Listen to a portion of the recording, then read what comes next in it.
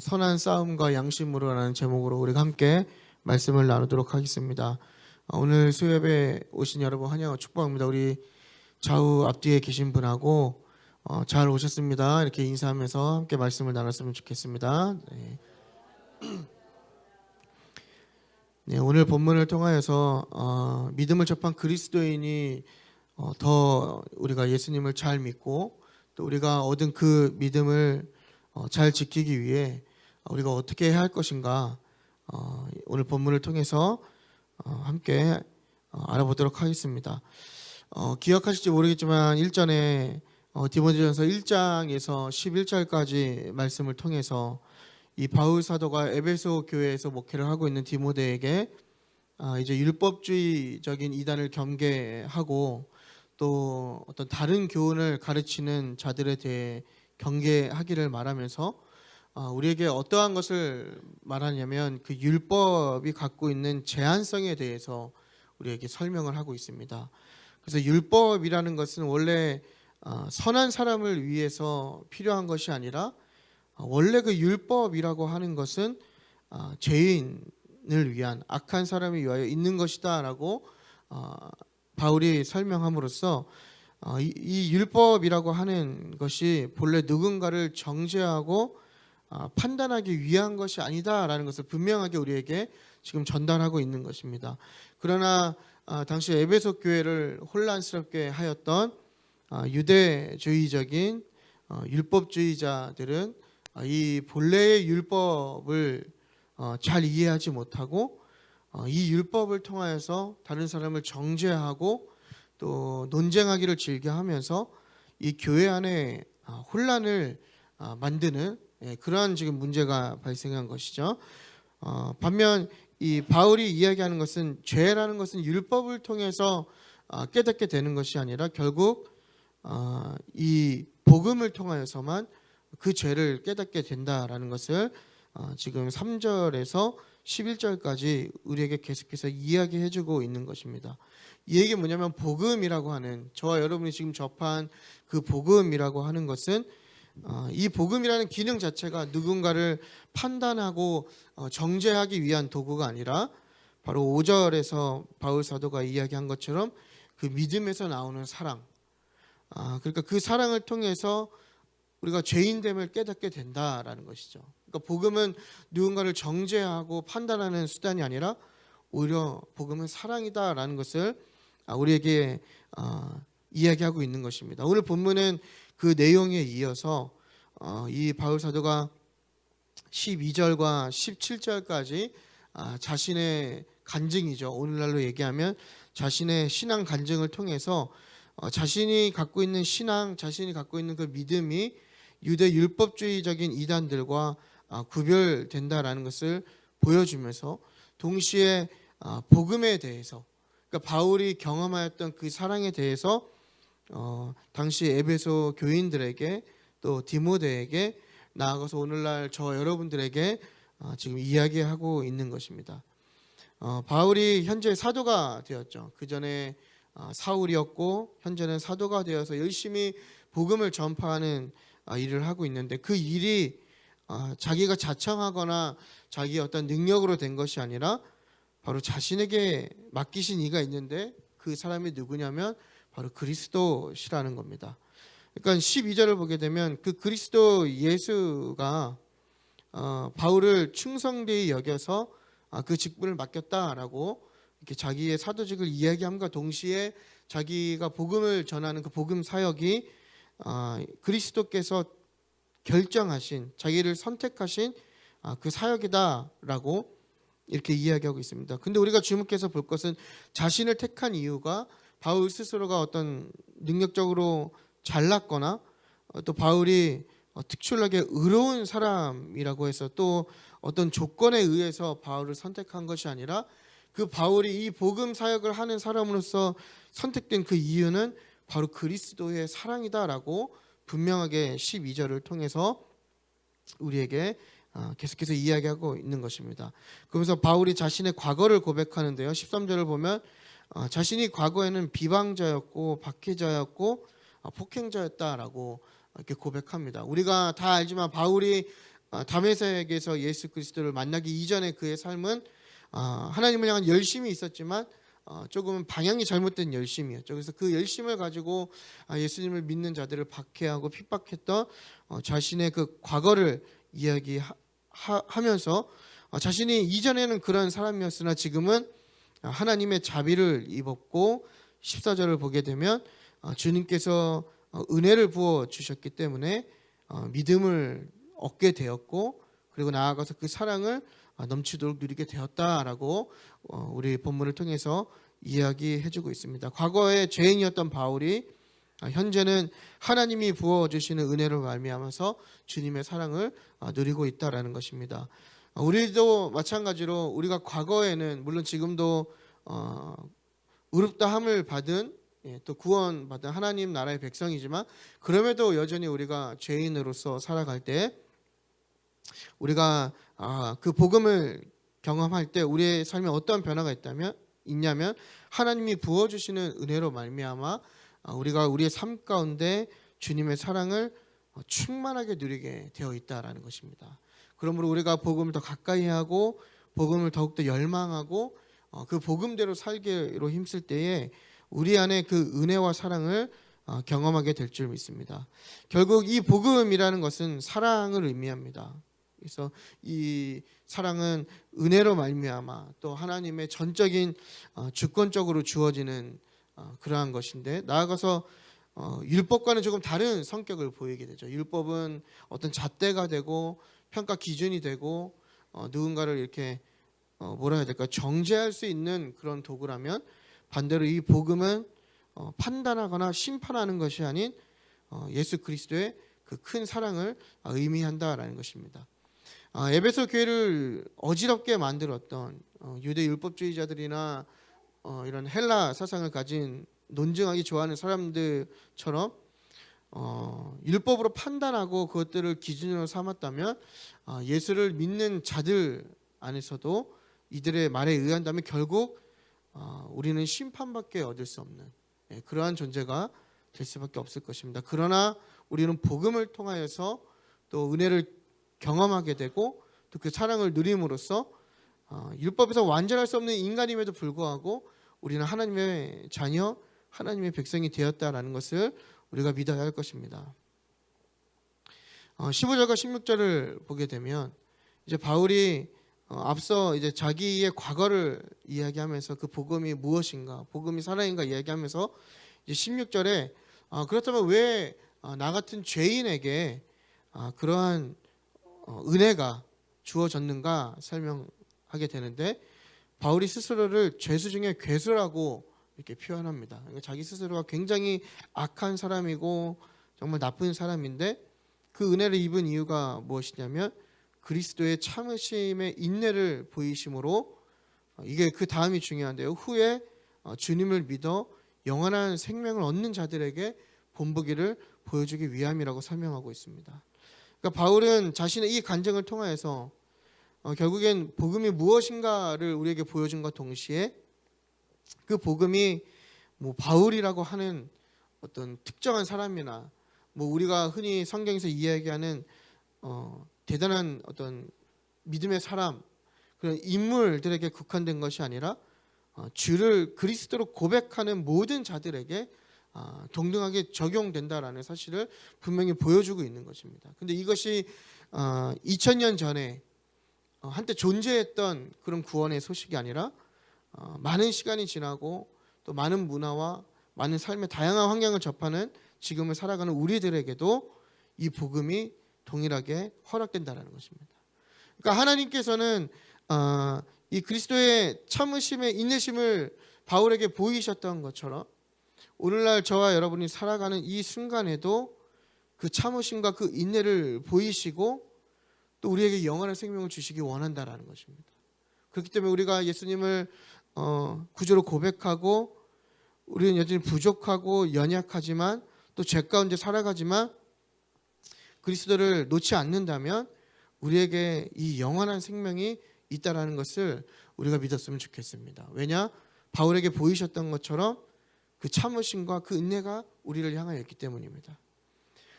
이전에 우리의 부끄럽고 추악한 우리의 삶을 보고 심판하는 그런 율법주의가 아니라 믿음을 보시고 하나님께서는 은혜를 부어주신다라는 것을 우리가 바울의 고백을 통해서 알게 되는 것 같습니다. 이 얘기는 뭐냐면 복음을 접한 우리에게 남은 것은 어떤 판단이나 잣대 또 어떤 정죄가 아니라 주님의 사랑을 누리는 것입니다. 그러니까 저와 여러분이 복음을 접했다면, 우리가 복음 가운데 있다면 우리가 겪는 것은, 우리가 해야 하는 것은 바로 그 사랑을 누리는, 누리게 할 수 있는 그것이 바로 복음이라는 것을 우리가 깨달았으면 좋겠습니다. 12절에서 17절을 통해서 이제 이 바울 사도가 어떻게 보면 깔끔하게 정리하고 있는 거죠. 복음이란 게 무엇인가, 복음의 역할이 무엇인가, 복음이 주는 어떤 유익이 무엇인가, 이것들을 당시의 교회를 혼란스럽게 만들었던 특히나 유대주의자들, 율법주의자들의 그런 논쟁과 맞서서 깔끔하게 지금 정리하고 있다는 것을 우리에게 보여주는 것 같습니다. 결국에는 12절과 17절에서 이야기하는 바울의 내용이 조금은 정리되지 않게 보일 수 있지만 결국 그것이 복음이라는 것이거든요. 그러니까 이 복음이라는 것이 오늘날 우리에게도 주어졌는데, 오늘 우리가 말씀을 듣는 이 본문에서 중요한 것은 뭐냐면 이 복음이 무엇인가를 아는 것만큼 중요한 것이 18절과 19절에 디모데를 향한 바울의 명령입니다. 그러니까 이미 복음이 무엇인지 설명했고, 저 여러분이 그 복음을 알았고, 그리고 우리가 믿음으로써 그 복음이 우리에게 주어졌는데요. 우리가 기억해야 할 것은 그 복음만큼 바로 이 디모데를 향한 바울의 명령을 함께 기억해야 한다는 것입니다. 먼저 우리 18절을 보도록 하겠습니다. 우리 18절을 다 같이 읽도록 하겠습니다. 아들 디모데야, 내가 내게서 명하노니 전에 너를 지도한 예언을 따라 그것으로 선한 싸움을 싸우며. 아멘. 여기 보면 이제 명하노니 이렇게 되어 있습니다. 내가 내게 이 교훈으로 명한다. 이 명한다라는 뜻은 우리가 흔히 이렇게 문자적으로 이해할 때는 무언가를 시킨다라고 조금 통상적으로 그렇게 이해할 수 있는 부분이지만, 여기서 명한다라는 것에 조금 더 그 의미를 살려보면 내 명령을 너에게 맡긴다라는 의미가 조금 더 강합니다. 그러니까 이 뜻은 뭐냐면 바울이 이 명령을 디모데에게 지금 위임한 것이죠. 맡긴 것이죠. 그러니까 내가 하는 이 이야기를 디모데에게 맡긴 것인데, 이게 왜 이렇게 해석이 되냐면, 뭘 의미하냐면 디모데가 듣고 그냥 디모데만 끝나는 명령이 아니라 디모데가 바울에게 그 명령을 위임받은 것처럼 다른 사람들에게도 이 명령을 위임해야 되는 그 책임이 있다라는 것입니다. 그러니까 바울이 디모데에게 선한 싸움을 싸우라라고 명령했다라는 것은 뭐냐면, 그냥 디모데만 선한 싸움을 싸우고 끝날 문제가 아니라 디모데가 함께 신앙생활을 하는 다른 사람들에게 같은 도전을 주어야 하는 책임이 있어야 한다라는 것이죠. 더 나아가서 진리를 지키는 방법에 대해서 의미하면서 점차 이 복음이 전파된과 동시에 그 복음을 듣는 우리들에게도 동일하게 요구되는 명령입니다.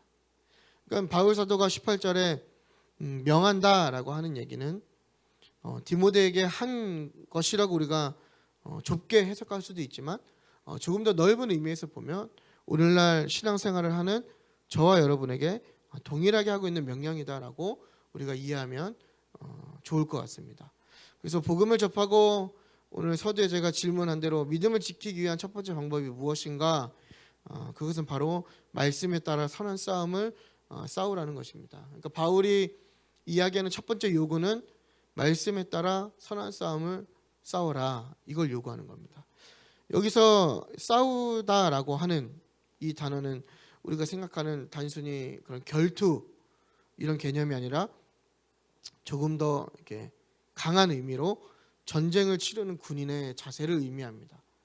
그러니까 싸우는 것이 단순히 그냥 어떤 실력을 겨루거나 누가 더 승자가 되고 이러한 적정 수준의 싸움이 아니라 마치 전쟁을 하는 군인과 같이 이 믿음의 싸움을 싸우라고 지금 의미하는 것이죠. 그러니까 우리가 전쟁이라고 하는 거, 우리가 직접적으로 뭐 전쟁을 겪어보진 않았지만 지금 뭐 우크라이나와 러시아의 전쟁도 간접적으로 경험하고 또 많은 역사 속에서 그 전쟁의 상황들을 보면 생명을 걸어야 하고 참혹하고 또 죽지 않기 위해서 치열하게 싸워야 하고 때로는 잔인해야 하기까지 하는데, 그런 상황 속에서 그 상황을 싸워 승리해야 생명을 지킬 수 있는 것처럼 마찬가지로 복음으로 살아가는 그리스도인들의 삶의 태도가 바로 이것과 같아야 된다라고 바울이 지금 요구하는 것입니다. 생명을 걸고 믿고 또 복음 앞에 놓여진 우리의 삶이 당연히 전쟁과 같이 자비롭지 않고 또 여유롭지 않고 평안하지 않을지라도, 또 예수를 믿음으로써 우리가 때로는 참혹해지고 어떤 잔인함에 놓일지라도 우리가 이것을 대할 때 전쟁과 같이 싸워서 이겨내라, 이걸 지금 우리에게 요구하는 것입니다. 그러니까 우리에게 주어지는 삶의 여러 가지 환경을 이 믿음으로써 싸워서 이겨내라는 것을 요구하는 것이죠. 그렇다면 누구와 싸우는 걸까요? 이 본문에서 이야기하는 것은 당시 에베소 교회를 어지럽게 하는 신하와 또 족보에 이렇게 창념하여서 다른 교훈을 가르치는 이단들, 조금 더 넓게는 그 분쟁의 근원인 사단을 의미하겠죠. 그러니까 보이는 문제와 보이지 않는 영적인 부분까지도 이 전쟁하듯이 치열하게 싸우라라는 것입니다. 우리에게 적용해 보면 복음이 아닌 다른 것들이, 우리의 삶에 있는 많은 다른 것들이 우리에게 다양한 가르침을 주려고 하는 거죠. 예수 그리스도가 아니고 또 복음이 가르치는 어떤 진리의 가르침이 아니라 그것과 다른 것들을 우리에게 많이 요구한다라는 거예요. 그래서 논쟁하기 좋게 만드는 거죠. 근데 여러분, 중요한 것은 이 세속화라고 하는 것, 이것이 무엇이냐면 바로 이러한 다양한 가치관들이, 진리가 아닌 다양한 가치관들이 교회 안에서 논쟁이 되는 게 바로 세속화의 첫 걸음이거든요. 이 교회 안에서 이러한 다양한 가치의 논쟁이 혼란을 야기시키고 분열을 만들고 좀 더 우리가 영적인 시선으로 바라보면 모두 교회를 넘어뜨리기 위한 사단의 전략이라는 것을 우리가 깨달아야 하는 거예요. 그래서 우리가 이런 얘기 많이 하잖아요. 내가 생각하기엔 이래, 내가 경험한 건 이래, 내가 배운 건 이래. 어떠한 문제를 바라봤을 때 이건 옳아, 이거는 잘못된 행동이야. 우리는 그것들을 계속해서 이야기하고 내가 경험하고 살아오고 배운 대로 그것들을 이야기하면서 마치 나와 다른 입장과 다른 진영에 있는 사람들을 정죄하고 저 사람들 틀린 거라고 비판하고 비난하면서 교회 안에 많은 분란과 혼란과 다양한 문제들을 야기시킨다라는 것이죠. 그러니까 이것이 단순히 그냥 세상에 주는 어떤 가치관의 문제뿐만 아니라 조금 더 우리가 영적인 시선으로 그 문제를 바라보면 궁극적으로는 우리의 분열을 통해서 교회가 하나 되지 못하게 하고 그 하나 되지 못한 것을 통해서 하나님의 일을 방해하려고 하는 사단의 전략인 것을 우리가 빨리 깨달아야 한다는 것입니다. 그러니까 교회를 들여다보면 한 공간에서 예배하고 예수를 믿는다고 고백하는 많은 사람들이 있지만 대화를 들어보면 온통 세상의 가르침과 세상의 문화에 찌들어서 마치 그것들이 진리인 것 마냥 이야기하고 각자 자기의 생각을 이야기하면서 마치 지금 이 디모데가 겪고 있는 현장처럼 내가 옳은가 네가 옳은가를 서로 판단하고 마치 내가 옳으면 그것이 진리가 되는 것 마냥 이야기하고 있는 모습들이 너무나 많다라는 것입니다. 사실 교회 안에서 논쟁이 될 게 뭐가 있냐라는 것이죠. 오직 복음이 있고 예수 그리스도가 있고 그 말씀 가운데 우리가 그 말씀을 따라 선한 싸움을 살아간다면 사실 이러한 논쟁은 사실 다 쓸데없는 이야기라는 것을 우리는 깨달을 수 있을 것입니다. 우리의 삶을 지배하는 많은 가치관들이 있죠. 가치들이 있고 또 경제관도 있고 이성관도 있고 결혼관도 있고 직업관도 있고 그 외의 모든 것들이 다양하게 우리의 삶을 지배하는데 그 우리의 삶을 지배하는 많은 그 가치들이 말씀에 따르지 않고 순종하지 않고 결국에는 우리가 타락하고 죄악된 사람으로서 사단의 지배를 받아서 더 이상 이 선한 싸움을 싸울 의지마저 잃어버리는 무력화 상태에 이르는 것이 가장 큰 문제라는 것입니다. 제가 군에 있을 때 배운 가장 큰 기술 중에 하나는 무엇이냐면 누군가를 죽이고 파괴하는 것이 아니라 바로 적들의 싸울 의지를 무력화시키는 그것이 가장 큰 전술이라고 저는 교육을 받았거든요. 이 얘기는 뭐냐, 우리가 전쟁을 하는, 영적인 전쟁을 하는, 선한 싸움을 싸우라고 이야기하는 바울의 그 요청에 우리가 어느 순간부터 무력화되어 있다는 거예요. 그것이 잘못된 건지 잘된 건지 판단하지 못하고 구별하지 못하고 그 의지마저 상실한 채 세상의 가치와 기준을 따르는 거예요. 그 결과 많은 교회들이 우리 교회가 꼭 잘한다고 이해하고 싶은 건 아니지만 우리 교회도 어떻게 보면 그런 위험에 노출되어 있겠죠. 많은 그런 세상의 가치들을 따르면서 싸워야 하고 죽을 각오로 그것들을 지켜야 하고 진리를 수호해야 하지만 예수를 믿는다고 이야기하면서 그 진리를 따르지 않는 그러한 모습을 우리가 발견할 때에 우리의 믿음이 약해지고 때로는 사단의 유혹에 넘어가게 된다는 것입니다. 그래서 바울이 이것을 경계하고 믿음의 선한 싸움을 싸워라. 무엇을 위해서? 너희의 믿음을 지키기 위해서 싸우라고 우리에게 계속해서 요구하는 것입니다. 결국엔 저항하라는 것이죠. 쉽게 타협하거나 굴복하는 것이 아니라 싸우라는 것입니다. 왜냐하면 그것이 복음을 지키는 방법이고 나아가서 우리가 사는 방법임을 우리가 믿어야 하기 때문입니다. 우리의 삶에 많은 도전들이 있을 때, 또 삶의 많은 영역이 우리를 공격해 올 때 우리가 그것들과 타협하고 쉽게 포기하는 우리의 신앙이 아니라 말씀을 따라 우리의 믿음을 지키기 위해서 선한 싸움을 싸우시는 저항하는 저와 여러분 그리고 그리스도인이 되시기를 축복합니다. 두 번째는 선한 양심을 가지라는 것입니다.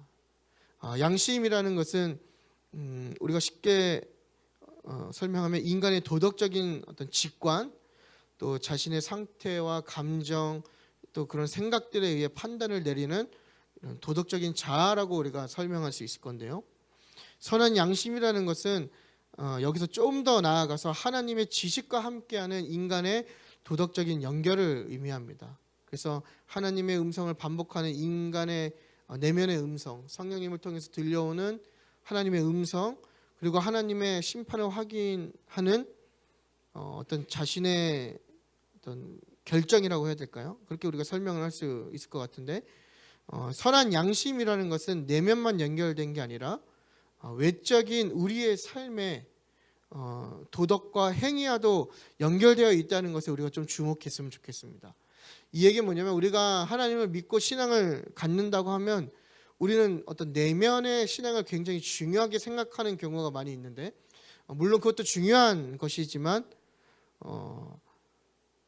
하나님께서 원하시는 것은 그 내면뿐만 아니라 보여지는 외적인 우리의 삶의 어떤 도덕적인 행위와도 연결하길 원하신다라는 것을 우리가 기억했으면 좋겠습니다. 이것은 마치 동면의 양면과 같이 뗄 수 없는 것들이죠. 하나님의 사랑은 공의와 뗄 수 없듯이, 또 우리가 갖고 있는 진짜 믿음이라고 하는 것이 행함이 꼭 있어야 하는 것 같이, 바로 이 선한 양심이라는 것은 무엇이냐면 하나님과의 관계와 또 우리의 삶의 태도가 뗄 수 없는 하나라는 것입니다. 여러분, 이 양심이라는 것이 왜 무섭냐면 양심이 많은 사람일수록, 좀 이렇게 높은 차원의 양심을 가진 사람일수록 그릇된 행동을 하지 않는다고 합니다. 그릇된 행동하는 사람들, 우리가 흔히 얘기하는 도덕적이고 윤리적으로 범죄하는 사람들의 특징을 보면 바로 양심이 없다라는 것이죠.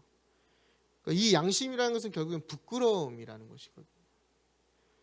그래서 그릇된 행동을 서슴지 않게 하는 거예요. 그런 경우도 있잖아요. 이제 저는 이렇게 쓰레기를 이렇게 잘 흘리거든요. 고이든 고이지 않든 이렇게 빼다가 흘릴 때도 있고 못 보고 갈 때도 있고. 그러면 이제 저는 사실 작은 쓰레기 같은 경우는 솔직히 좀 부끄럽지만 죽기가 너무 귀찮아서 그냥 외면합니다. 그러면 제 첫째 아이가 저를 뒤따라오면서 그 쓰레기를 주워요. 그리고 쓰레기를 버리면 안 된다고 저에게 이렇게 훈계하듯이 가르치거든요. 쓰레기를 주워야지. 그러니까 양심이란 게 이런 게 아닐까 싶어요. 누군가에게는 사실 부끄러운 행동이죠. 근데 외면할 수 있는 부끄럽지 않은 행동일 수 있지만 누군가에게는 그 양심으로 인해서 자기의 목숨까지 걸어야 하는 이것이 바로 양심의 능력이라는 겁니다. 그래서 우리의 신앙의 양심의 수준이 지금보다 훨씬 높아지길 여러분 축복합니다. 여러분이 갖고 있는 제가 갖고 있는 우리가 갖고 있는 그 신앙의 양심의 수준이 지금보다 더욱더 높아지기를 원해요. 양심의 수준이 높을 때 그것이 바로 우리가 더욱더 성화되고 성숙한 그리스도인이 될 수 있다라는 거예요. 하나님 앞에 부끄러움을 느끼는 것은 이 선한 양심이 작용하는 것이거든요. 그러니까 우리가 하나님 앞에 섰을 때 부끄럽지 않다라고 이야기하는 것은 이미 그 자체가 우리 안에 선한 양심이 작용하지 않는다라는 겁니다. 그러니까 우리 안에 선한 양심이 강하게 작용될 때 우리가 변화된 삶을 살 수 있고 그런 믿음이 더욱더 성숙해지고 강해진다라는 것이죠. 다 예수를 믿고 다 믿음이라고 이야기하죠. 그런데 삶의 태도를 보면 양심에 따라 굉장히 많은 차이를 만들어냅니다. 굉장한 결과가 다르게 나타나는 거죠. 오늘날 메스컵에 요즘은 좀 잠잠하지만 이전에 정말 이 시대를 아우렀던 목회자들 또 그렇게 유명하지 않지만 곳곳에서 터져나오는 목회자들의 어떤 타락, 그런 문제들 다 이게 바로 선한 양심이 무너지기 때문이죠. 역사적으로 봐도 교회사에 많은 성직자들이 타락한 가장 큰 문제가 뭐냐면 하나님을 향한 선한 양심이 무너졌기 때문에 하나님 앞에 부끄러움을 느끼지 못하니까 자기의 죄악된 삶을 깨우치지 못하는 거예요. 자기의 그릇된 행동이 하나님의 뜻이라고 정당화하는 거죠. 제가 늘 말씀드리지 않습니까? 인간의 심리와 인간을 조종할 수 있는 가장 좋은 무기가 바로 이 종교심이거든요. 신앙심. 그것들을 이용해서 자기 정당화하고 그래서 타락하고 선한 양심을 포기하니 부끄러움을 모르는 거예요. 마찬가지로 크리스찬이라고 얘기하고 신앙생활 보면 이런 예가 적용될 수 있겠죠. 어떤 사람에겐 주의를 지키는 것이 차라리 죽으면 죽었지 나는 절대 주의를 빠질 수 없다 이렇게 얘기하는 정말 높은 신앙의 어떤 수준을 갖고 있는 사람이 있는 반면 어떤 사람에게는 쉽게 타협하고 포기할 수 있는 그런 문제라는 것이죠. 예배를 준비하는 것도 그냥 보이지 않기 때문에 대충 연습하고 대충 할 수 있는 부분이고 다 나에게 삶이 있고 뭐 나의 직업이 아니기 때문에 대충 할 수 있다고 타협할 수 있는 부분이지만 반대로 신앙의 양심이 높은 사람에게는 이게 굉장히 하나님 앞에 부끄러운 일이고 죄악된 일이고 그러므로 어떤 사람에게 허용되지 않는 부분이다라는 것이죠. 그러니까 우리가 어떤 삶의 기준을 어떤 나에게 맞춰서 내 생각과 내가 경험한 것의 그 수준을 맞추는 것이 아니라 우리가 바라봐야 할 것은 나에게 얼마나 높은 차원의 신앙의 양심이 있냐라는 거예요. 오늘 수요 예배를 지키시는 여러분들 참 복되죠. 우리가 수요 예배를 정말 또 일을 마치시고 또 힘들게 오셔서 예배를 드리지만 사실 그런 것도 동일하게 작용하는 거 아니겠어요? 누군가에게는 평일 예배는 가볍게 넘길 수 있는 문제이고 하지만 또 누군가에게는 예배라는 그 자리가 굉장히 소중하고 굉장히 귀하게 다가올 수 있는 문제들 그런 것들을 판단하는 기준이 무엇이냐면 내 생각이 아니라 바로 하나님이 주신 신앙의 양심이라는 겁니다. 선한 양심. 우리 삶도 마찬가지지 않습니까? 문화를 수용하는 것도 또 우리가 직업을 정하는 것도 또 우리가 뭐 음주하는 문제도 그 외에 많은 얘기들도 결국엔 이 신앙의 양심이 작용하지 않을 때 벌어지는 일들이죠. 제가 이제 학생부 사역을 할 때 이제 그런 아이들이 겪을 수 있는 문제를 두고 Q&A라고 해야 될까요? 그 아이들이 즉흥적으로 무언가 질문하면 제가 답하는 시간들을 한 달 정도 연속해서 가진 적이 있습니다. 근데 이 아이들의 질문이요. 굉장히 센세이셔널한 질문들이 많고요. 때로는 되게 곤란한 질문들이 굉장히 많거든요. 그 질문들은 결국 뭐냐면 그 아이들이 직접적으로 그들의 삶의 현장에서 내가 예수를 믿는다고 얘기했을 때 겪는 문제들인데 뭐 다 이야기할 수 없지만 결국에는 늘 유치하게 우리가 걸고 넘어지는 건 그거잖아요. 뭐 음주, 그죠? 그리고 또 요즘 아이들에게 들어보니까 요즘은 빨리 이렇게 뭐라 해야 될까요? 그런 거에 발달된 친구들은 타투 하는 것도 그렇고 이 성경에 있는 문제는 아니잖아요, 사실. 그렇지 않습니까? 뭐 굳이 찾아내면 뭐 찾아볼 수 있지만 그래서 제가 어떻게 그 아이들에게 답을 줬냐면 바로 신앙의 양심에 대해서, 선한 양심에 대해서 이야기했거든요. 내가 보기에 하나님 앞에 부끄럽지 않는가, 부끄러운가를 보라는 거예요. 그리고 거기서 끝나는 것이 아니라 내가 더 높은 이 선한 양심을 가질 수 있도록 하나님께 기도하라고 우리가 이렇게 함께 나눴던 기억이 나는데요. 결국에는 그리스도인이 건강한 신앙 그리고 그 믿음을 지키기 위해 필요한 것은 뭐냐면 스스로 그 선한 양심을 갖고 부끄러운 것을 알 때 가능하다라는 것입니다. 그러니까 바울이 디모데에게 이걸 요구하는 것이죠. 당시에도 많은 여러 가지 문화적인 선택과 그래서 고린도 교회 가면 무엇을 먹을까 마셔야 될까에 대한 문제부터 시작해서 뭐 주거를 쓰고 안 쓰고 문제들, 그러니까 삶의 다양한 문제들을 바울이 건드릴 때 결국에 바울이 이야기하는 것은 무엇이냐면 선한 양심을 가지라는 겁니다. 이 선한 양심은 뭐냐면 내가 하나님 앞에 섰을 때 부끄러운가 부끄럽지 않냐라는 문제인 거죠. 그러니까 그것이 율법처럼 그러한 행위를 했을 때 너는 죄인이야, 너는 정죄받아야 돼, 이걸 이야기하는 것이 아니라 스스로가 하나님 앞에 부끄러움을 느낄 때 그 사람이 더 복된 어떤 신앙을 가질 수 있다라는 것을 이야기하는 것입니다. 물론 우리가 나의 양심이 높게 작용한다고 해서 누군가를 정죄하고 비난하는 것은 주님이 원하시는 모습은 아니겠죠. 오히려 그것이 더 잘못될 수 있겠지만 우리는 복음을 접한 사람답게 긍휼한 마음으로 그 사람들의 신앙이 더 높아지길 기도하는 것이 어떻게 보면 바울 사도가 이렇게 우리에게 말하는 것이 아닌가 이런 생각을 하게 되는 것 같습니다. 여러분, 우리는요 자칫하면 이러한 오류에 많이 빠지게 되는 것 같아요. 내가 열심히 하다 보면 나는 되게 거룩한 사람이고 의로운 사람이고 좀 나보다 열심히 하지 않는 사람들을 보면 믿음이 없다고 판단하고 정죄하고 그렇게 된다라는 것이죠. 저도 얼마 전에 그러한 경험이 있었거든요. 이제 여러 가지 좀 부정적인 소식을 들을 때 참 어떡하려고 저렇게 하나 이런 생각이 막 들면서 이제 그런 문제의 당사자들을 바라볼 때 막 너무 막 약간 정죄의 마음이 막 드는 거예요. 그러면서 제가 되게 의로운 사람인 줄 착각한 거죠. 나는 안 그랬던 것처럼.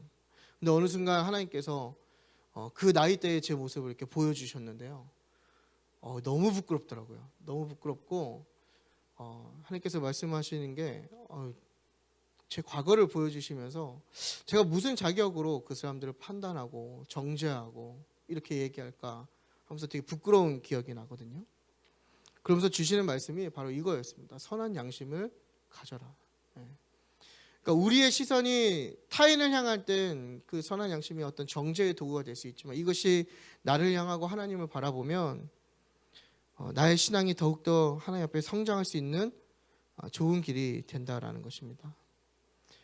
그리고 우리가 이렇게 선한 양심이 잘 지켜지게 된다면 우리의 믿음 또한 잘 지켜지게 될 줄 우리가 그렇게 생각하고 믿었으면 좋겠습니다. 말씀을 정리하겠습니다. 오늘 복음을 통하여서 그리스도를 믿는 우리가 적용해야 할 것은 두 가지를 나눴죠. 첫 번째는 복음을 지키기 위해서 선한 싸움을 포기하지 말아라. 그렇죠? 목숨을 내놓고 치열하게 싸워야 되고 타협하지 않아야 되고, 두 번째는 내 안에 선한 양심이 지금보다 더 강하게 작용하도록 하나님께 요청하고 그렇게 살아야 된다. 그리고 또 한 가지가 오늘 말씀을 준비하면서 있었는데요. 나의 싸움과 나의 선한 양심이 마치 율법주의자가 되어서 남들을 정죄하고 판단하는 일이 되지 않도록 오히려 나의 선한 싸움과 양심이 교회 분열을 만드는, 또 누군가에게 상처를 주고 내가 교만해지는 그런 도구가 되지 않도록 우리가 기도해야 할 필요를 느끼는 것 같습니다. 결국 우리의 신앙생활이라는 것은 함께 하는 것도 있지만 우리가 건강한 신앙이 되기 위해서 중요한 것은 뭐냐면 우리의 중심이, 우리의 시선이 타인을 향하는 것이 아니라 나와 하나님을 향할 때 우리가 더욱더 성숙하고 강력한 믿음이 된다는 것을 기억했으면 좋겠습니다. 여러분, 우리가 사실 참 다 이렇게 돌아보면 우리가 이런 뭘 했길래 이런 또 은혜를 경험하고 또 우리가 하나님 안에서 이렇게 누리면서 살아가는지 참 또 돌아보면 감사하게 되는 게 매 순간인 것 같습니다. 그럼에도 불구하고 우리가 조금 더 노력해야 할 것은 그것에서 만족하고 그냥 예수를 믿고 구원받는 것에서 끝나는 것이 아니라 하나님께서 주신 그 구원을 우리가 더욱더 이루어가기 위해서 노력하고 또 우리의 믿음이 더욱더 성숙해지고 나의 자아가 더욱더 성화될 수 있는 그러한 어떤 축복의 과정 속에 있는 저와 여러분의 믿음이 되기를 기도하겠습니다.